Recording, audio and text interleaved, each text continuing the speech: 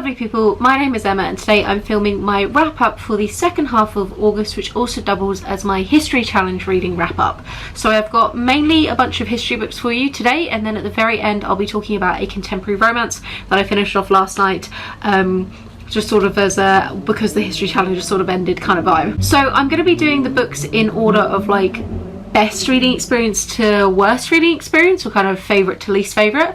I've managed to read 8 books in the history challenge, 1 historical fiction and the rest non-fiction, and I did manage to complete all 16 prompts by using obviously one book for multiple different prompts, so I'm really pleased about that. That was a goal of mine, was to tick off everything. Obviously I didn't do my entire full TBR, but I did fairly well for ticking off books. So the historical fiction that I read that was a really amazing reading experience was The Gods of Jade and Shadow by Silvia Moreno-Garcia. This is a historical fiction set in the 1920s in Mexico and follows very closely Mexican kind of folklore and mythology focused around the god of the dead. So in this story, the god of the dead has been imprisoned by his brother, and then he is freed by a young woman who basically is then kind of bound to him and has to help him go on a quest to discover his missing body parts, or else she herself will die and he will become a human. So it then becomes about his epic battle with his brother and her getting sucked into it, and a lot of family relationships that kind of get wrapped up in that.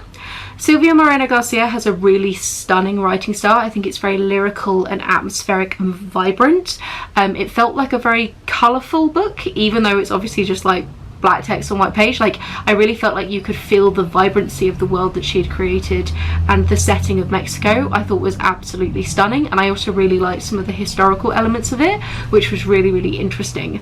Generally I've been very impressed with the 2 books of Silvia Moreno-Garcia's work that I've read in the month of August. I read Mexican Gothic as well at the beginning of the month, and both of them I thought were very powerful. So I definitely want to check out more of her stuff, but I think that this was a really wonderful dive into a world of folklore and mythology that I knew nothing about, that was very cool. My next really positive reading experience was Roaring Girls by Kyte. This was a non-fiction, and it is kind of classed as the forgotten feminists of history, and it's 8 mini biographies of very particular women throughout history who have in some way, shape or form subverted the norms, a kind of creative work that is very positive for the feminist movement, or just generally kind of tried to exist in a world dominated by men.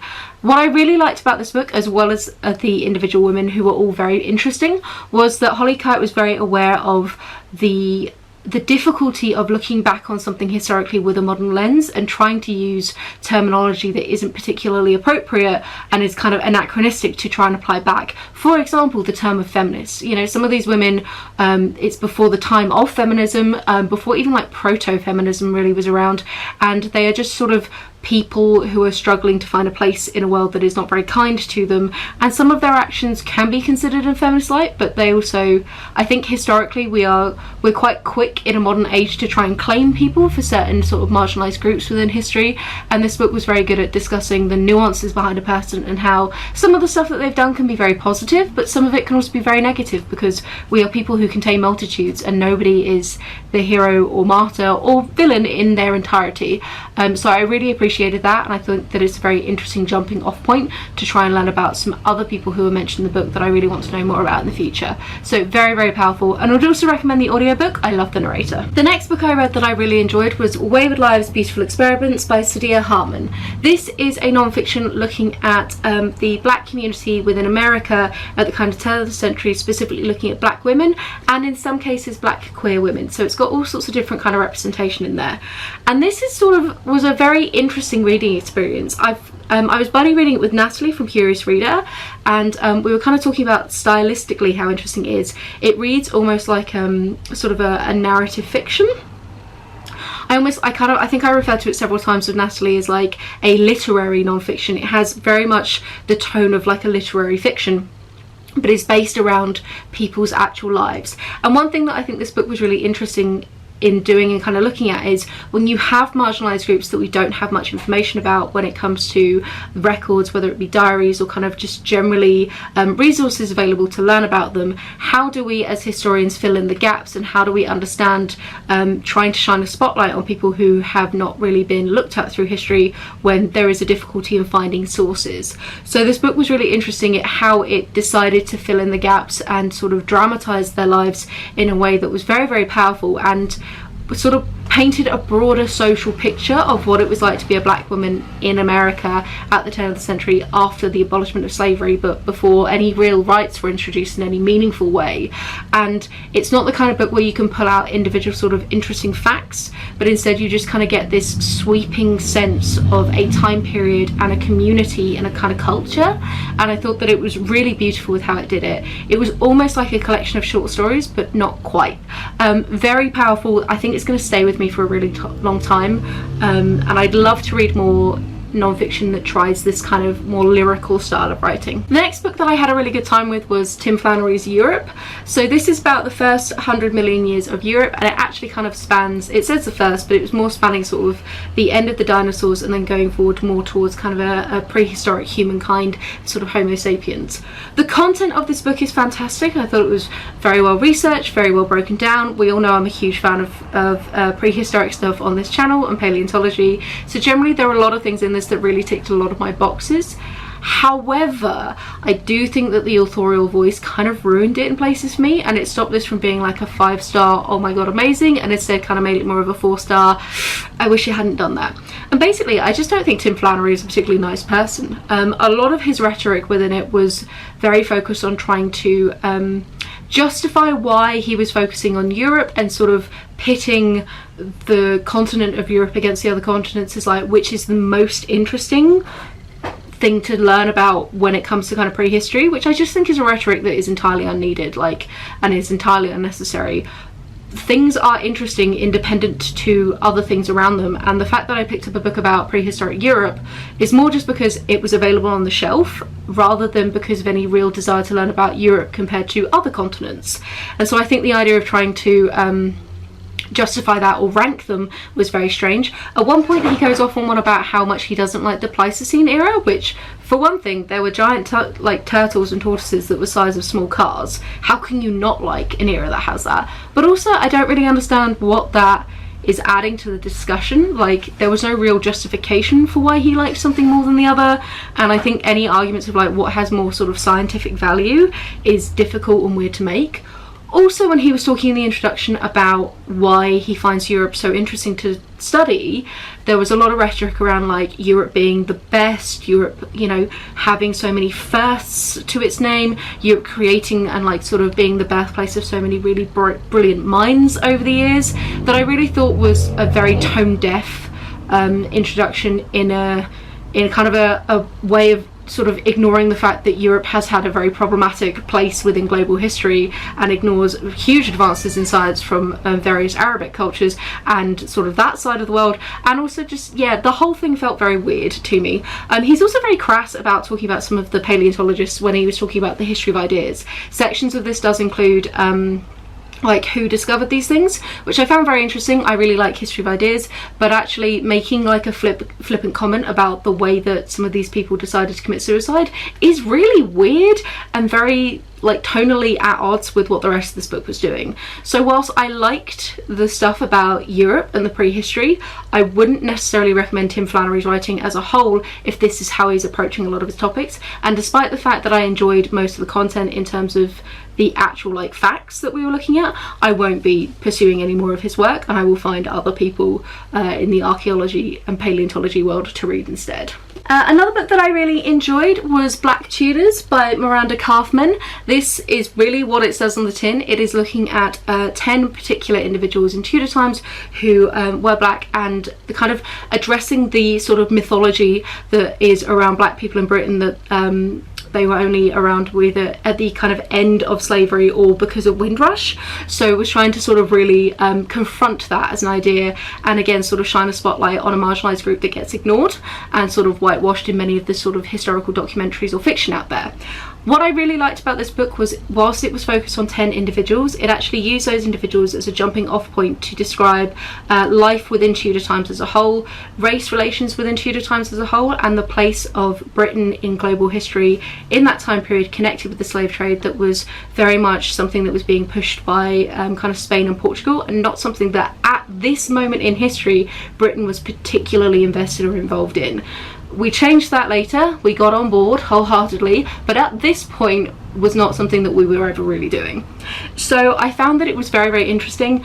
It's a little dense in places, and because of the fact that it does jump around, it's sort of, you are getting a much broader history than the title necessarily suggests. But I thought it was very strong, very interesting, and I loved the different sort of ranges of history we got. There were some individuals who were connected with sort of the High Court. There was a trumpeter for King Henry VIII, which was amazing because we then got to learn about his court in general. But then there was also people from sort of all the different social classes and stratosphere, so you got to see a very broad sweep across what life was like throughout the entire Tudor times for lots of different people, which I really, really liked. Then we have Juggling from Antiquity to the Middle Ages by Thom Wall. This is a very short, it's an independent press book, and whilst I really enjoyed it, I do think it clearly suffers from the fact that Thom Wall is not a historian strictly. He's a very intelligent man who's researched this intensely, but he's not actually a historian, and this book is quite short and is filled with lots of pictures and lots of footnotes and just kind of a lot of blank space basically. If you are somebody who is interested in circus, I would definitely, or the performing arts in general, I definitely recommend it. It does a very good job of bouncing across the whole kind of world and looking at how juggling has been understood historically, but also how the term has been understood, because a lot of the roots of the word actually referred to more just a general entertainer or magician. So how juggling as we know it in a modern context has kind of come out of various sort of gentleman juggling sort of performance roots, and how do we define something like juggling. Personally, there was a lot of information in the footnotes that I thought was interesting enough to be put in the main text itself, and probably would have helped to bulk the book out, and some of it kind of needed a bit of rejigging. And again, there are a few kind of asides that are more jokes within the juggling community rather than necessarily making it very accessible to the general public, but it's an interesting book. It's quite short, and you know, you are supporting a kind of local small artist when you read something like this, so I liked it. I want somebody out there to write like a full history of circus book that includes things like juggling and like everything that Thom Wall was doing in it, and I've never really quite found that, but still good. Right, we're now going to come on to, I think, the two books that I had some major problems with that I didn't enjoy. Everything else was like, I enjoyed it. It had a few little things here or there that I would personally change, but ultimately it was a good reading experience, whereas these last two were ones where it was like, I did not have a good time by the time I got to the end of the book, and I kind of wish I hadn't wasted my time on them. So the first of those is Gentleman Jack by Angela Steidele. Yes, this one was a buddy read that I was reading with Carly from Bell's Books, and it is a biography and the diaries of Anne Lister, who is classed as the first modern lesbian. Interestingly, she also actually features in Roaring Girls as one of the 8 mini biographies in that book, so I kind of doubled up on her by accident and was reading them both at the same time, which I would not recommend as an experience. That is confusing.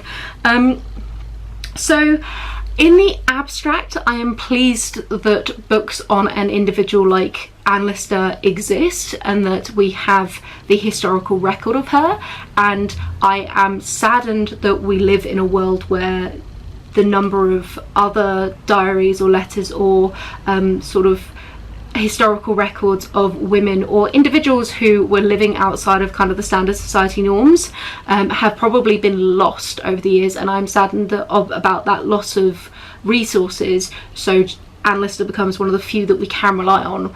But actually, as an individual person, to learn about the way that this biography portrayed her, she sucks as a human being and is not very interesting as an individual. So Anne Lister, basically the most interesting thing about her was that she slept with women, which I don't think is interesting enough to justify an entire like 350-page book on. She in some ways was quite good at sort of bending gender expectations, but also in other ways just very much adhered to still very patriarchal ideas. She just wanted to be the man in that patriarchal idea. She slept around a lot. She cheated on pretty much every woman in her life. She toyed with a lot of people's emotions in a way that was clearly cost a lot to them but was very flippant to her. She just sort of generally sounds like not a very nice individual in the book, and part of this I think is potentially the biography I read, and I have read reviews of it that suggest that it was not very flattering to her or ignored some of the other things that she's put out to the world. But there was just a lot of, it was just kind of a list of women that she slept with, and I I wouldn't have found that interesting if it was a guy who had a list of things, of women that he'd slept with, or indeed a guy who had a list of men that he'd slept with. Like, I don't find reading intense detail about anybody's sex life particularly interesting, so I think that there was a problem there. I also really don't like the way that the modern audience has started discussing Anne Lister and the use of the name Gentleman Jack for her. It wasn't just this biography, it's also the name of the BBC miniseries that was made about her, and I do think, again linking back to some of the discussions from Holly Kyte's Roaring Girls, it's anachronistic to and inappropriate to apply this term to her to use as essentially a marketing tool. The biography, the information it gave about where Gentleman Jack comes from, is that it was basically a kind of insult or derogatory term that the villagers of her land used to insult her and belittle her, and it was never a term or a name that she identified with or that she used regularly.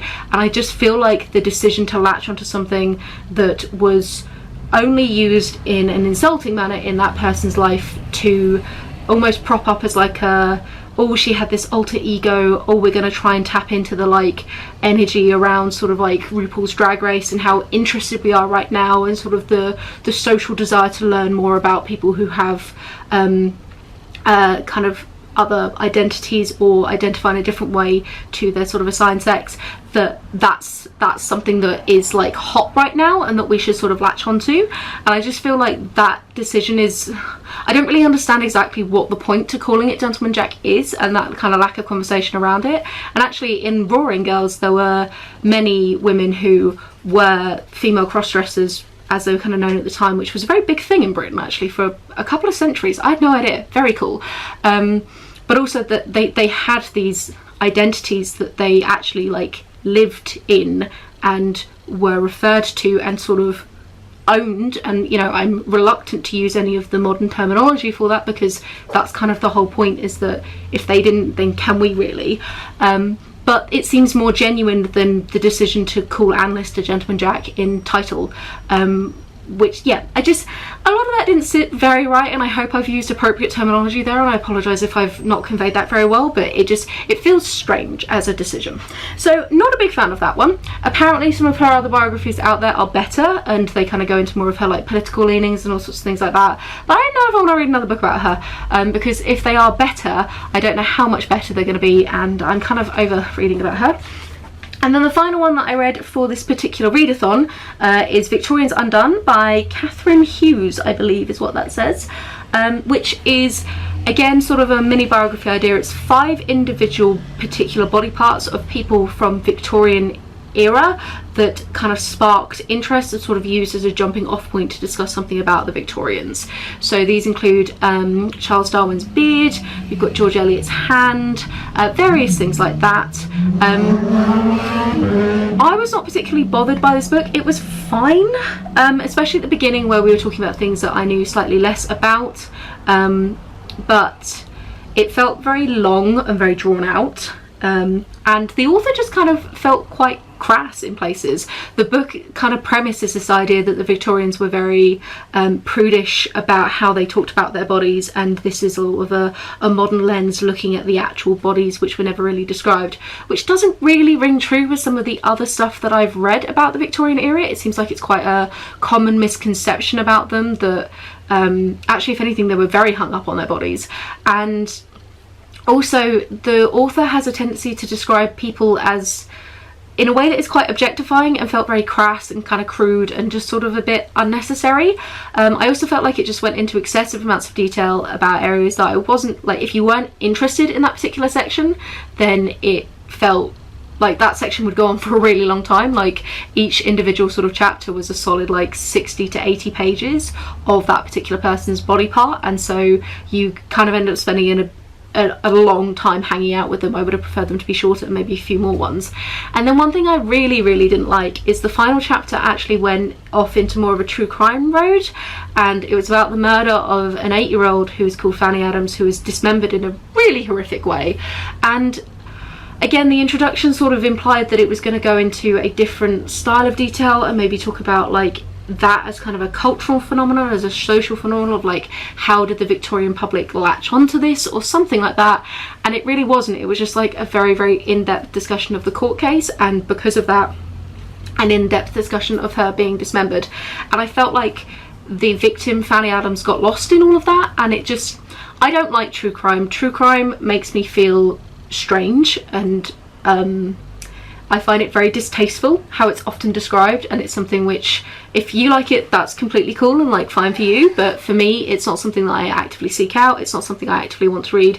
So to kind of have that very quite gruesome chapter chucked in at the end felt very out of place and unexpected, and kind of sprung on the reader, and not something that I signed up for. And at one point there was a really weird bit where it was talking about the killer's motives and how difficult it is to talk about them, but then it was like, we as a modern audience and like knowing everything we do about true crime now can assume, because they didn't think there was a sexual component to the crime at the time, and then the author was like, we reckon there probably would be these days. And you know, I think it's fair to say that this gentleman was looking for a prepubescent girl to finger in the very least, but hopefully fuck. And I was like, that's a sentence no one ever needs to write or read. Like, why would you phrase it like that? And it's just like that style of crassness that just makes me go, I feel like I need a shower, and I don't like this. So yeah, so that one was really not good for me, but I did like the chapter on Charles Darwin's beard and beards in general, and I did like the chapter about George Eliot's hand and rural Victorian England. So, you know, not all bad, I guess. So yeah. So those are all the books that I read for the History Challenge. And now I'm going to talk about the contemporary romance. So I finished everything I wanted to read for the History Challenge, and my brain was feeling very fried. So I just like blitzed through a contemporary romance last night. I read Undercover Bromance by Lyssa Kay Adams. This is book 2 in her Bromance Book Club series, although it follows a different couple. And I didn't like it. Which is really annoying. I was really hoping I could end this one on a positive, but I wasn't bothered by it. I really liked the Bromance Book Club, the first book, and I really loved the relationship that explored in it, but I just feel like this book was trying to do too much. Basically, it's about one of the kind of side characters of the first book, who is the founder of the book club, which is about gentlemen reading romance books to try and address their toxic masculinity and address their relationships with various women in their lives, which I love the basic premise of. That still holds completely fantastic. But Mac has set up this book club, and he has never really had a serious relationship, and it's about him having these interactions with the main woman character from the first book, her sister, who he accidentally gets fired basically from, but she then sees her boss in like a compromising, clearly sexual assault position with one of the other staff members, and it's about her trying to like take him down. And that was really where I think the underlying problem with this book is, that like I quite liked the relationship between Mac and Lydia. I thought that they had a lot of like fire and sort of sass between them, and that was generally good fun. But the whole like latching onto some of the idea of like the Me Too movement, and sort of, you could tell it was kind of riffing off of like Harvey Weinstein style stuff. I think it was well intentioned, but I don't think it handled it particularly well, and I think that it really glossed over a lot of like what is involved in the concept of trying to take down somebody who is in a position of power, who is abusing that power, specifically with women and sexual assault.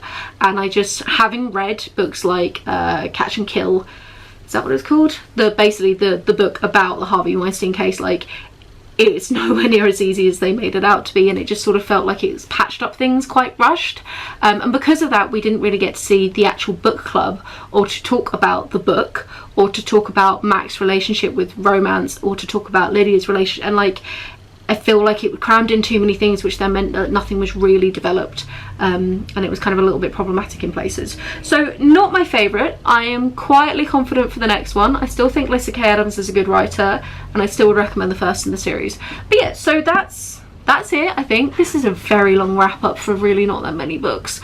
But generally I had a really good time with the History Challenge. I definitely want to try and host it again next year. I've already talked to the co-hosts, and in theory we're all on board, assuming that life is in a place where we can do it again. So if you had a good time and you would like to see the History Challenge even come back, please do let me know in the comments down below. It was super fun to host it, super fun to read all these different history books, and even though not every book was a positive reading experience, it was really interesting to go through those reading experiences. So I had a really good time, and that's pretty much it. I'm gonna go And yeah, have a wonderful reading week. I'll chat to you soon. Bye!